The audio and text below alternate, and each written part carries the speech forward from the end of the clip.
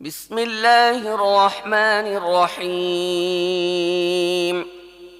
سورة أنزلناها وفرضناها وأنزلنا فيها آيات بينات لعلكم تذكرون الزانية والزاني فاجلدوا كل واحد منهما 100 جلدة ولا تأخذكم بهما رأفة في دين الله إن كنتم تؤمنون بالله واليوم الآخر وليشهد عذابهما طائفة من المؤمنين পরম করুণাময় মেহেরবান আল্লাহর নামে শুরু করছি। এটি একটি সূরা। আমি এটি নাজিল করেছি এবং একে ফরজ করে দিয়েছি, আর এর মধ্যে সুস্পষ্ট নিদর্শনসমূহ নাজিল করেছি, হয়তো তোমরা শিক্ষা গ্রহণ করবে। বেভিচারিণী ও বেভিচারী উভয়ের প্রত্যেককে 100 বেত্রাঘাত করো, আর আল্লাহর দ্বীনের ব্যাপারে তাদের প্রতি কোনো মমত্ববোধ ও করুণা যেন তোমাদের মধ্যে না জাগে, যদি তোমরা আল্লাহ ও শেষ দিনের প্রতি ঈমান আনো। আর তাদেরকে শাস্তি দেবার সময় মুমিনদের একটি দল যেন উপস্থিত থাকে। الزاني لا ينكح إلا زانية أو مشركة والزانية لا ينكحها إلا زان أو مشرك وحرم ذلك على المؤمنين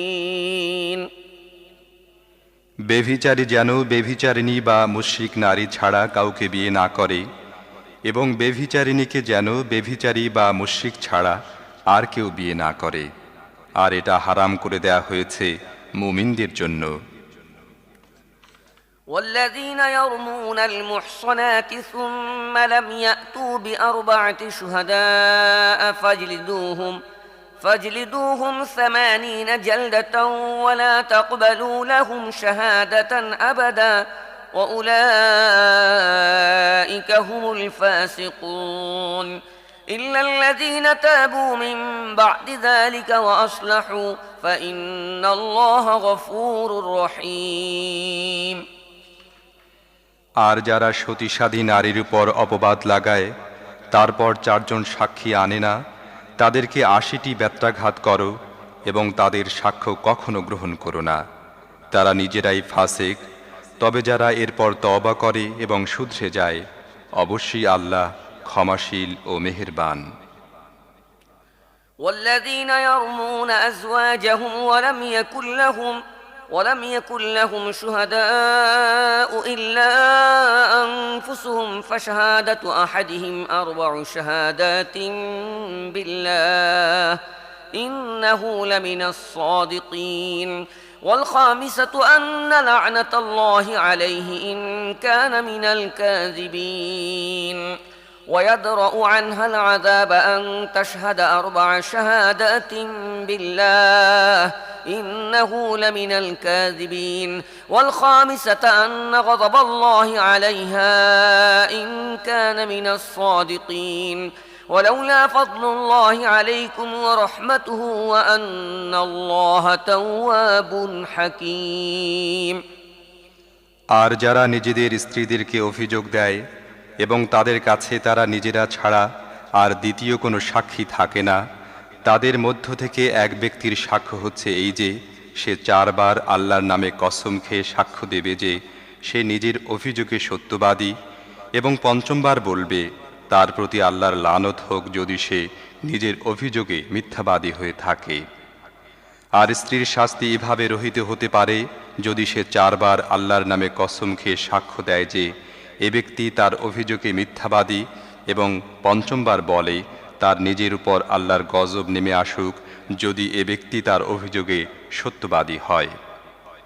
তোমাদের প্রতি আল্লাহর অনুগ্রহ ও তাঁর দয়া না থাকলে এবং আল্লাহ বড়ই মনোযোগ দানকারী ও জ্ঞানী না হলে স্ত্রীদের প্রতি অভিযোগের ব্যাপার তোমাদেরকে বড়ই জটিলতার সম্মুখীন করত।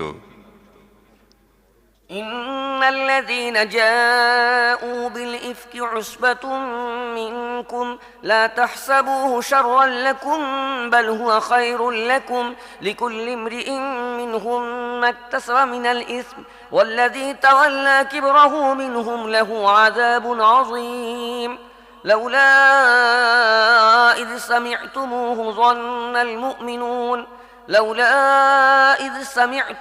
ظن المؤمنون والمؤمنات بأنفسهم خيرا وقالوا هذا إفك مبين যারা এ মিথ্যা অপবাদ তৈরি করে এনেছে তারা তোমাদেরই ভিতরের একটি অংশ। এ ঘটনাকে নিজেদের পক্ষে খারাপ মনে করো না, বরং এও তোমাদের জন্য ভালোই।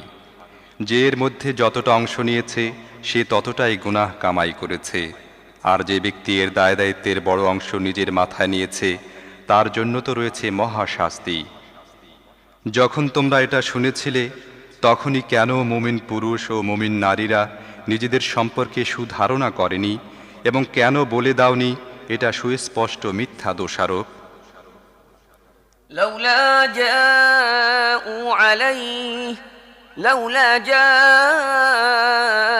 عليه بأربعة شهداء فإذ لم يأتوا بالشهداء فأولئك عند الله هم الكاذبون ولولا فضل الله عليكم ورحمته في الدنيا والآخرة لمسكم فيما أفضتم فيه عذاب عظيم إذ تلقونه بألسنتكم وتقولون بأفواهكم ما ليس لكم به علم وتحسبونه هينا وهو عند الله عظيم তারা নিজেদের অপবাদের প্রমাণস্বরূপ চারজন সাক্ষী আনেনি কেন? এখন যখন তারা সাক্ষী আনেনি তখন আল্লাহর কাছে তারাই মিথ্যুক। যদি তোমাদের প্রতি দুনিয়ায় ও আখিরাতে আল্লাহর অনুগ্রহ ও করুণা না হতো তাহলে যে সব কথায় তোমরা লিপ্ত হয়ে গিয়েছিলে সেগুলোর কারণে তোমাদের উপরে মহা শাস্তি নেমে আসত। একটু ভেবে দেখো তো সে সময় তোমরা কেমন মারাত্মক ভুল করেছিলে যখন তোমরা এক মুখ থেকে আর এক মুখে এ মিথ্যা ছড়িয়ে বেড়াচ্ছিলে এবং তোমরা নিজেদের মুখে এমন সব কথা বলে যাচ্ছিলে যা সম্পর্কে তোমাদের কিছুই জানা ছিল না। তোমরা একে একটা মামুলি কথা মনে করেছিলে, অথচ আল্লাহর কাছে এটা ছিল গুরুতর বিষয়। ولولا إذ سمعتموه قلتم ما يكون لنا أن نتكلم بهذا سبحانك هذا بهتان عظيم يعظكم الله أن تعودوا لمثله أبدا إن كنتم مؤمنين ويبين الله لكم الآيات والله عليم حكيم إن الذين يحبون أن تشيع الفاحشة في الذين آمنوا لهم عذاب أليم في الدنيا والآخرة والله يعلم وأنتم لا تعلمون ولولا فضل الله عليكم ورحمته وأن الله رؤوف رحيم এ কথা শোনার সাথে সাথেই তোমরা বলে দিলে না কেন, এমন কথা মুখ দিয়ে বের করা আমাদের শোভা পায় না। সুবহানাল্লাহ, এ তো একটি জঘন্য অপবাদ।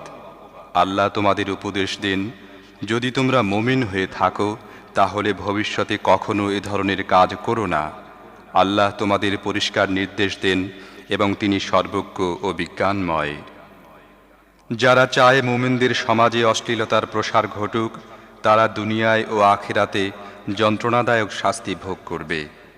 আল্লাহ জানেন এবং তোমরা জানো না। যদি আল্লাহর অনুগ্রহ ও তাঁর করুণা তোমাদের প্রতি না হতো এবং আল্লাহ যদি স্নেহশীল ও দয়াদ্র না হতেন তাহলে যে জিনিস এখনই তোমাদের মধ্যে ছড়ানো হয়েছিল তার পরিণাম হতো অতি ভয়াবহ।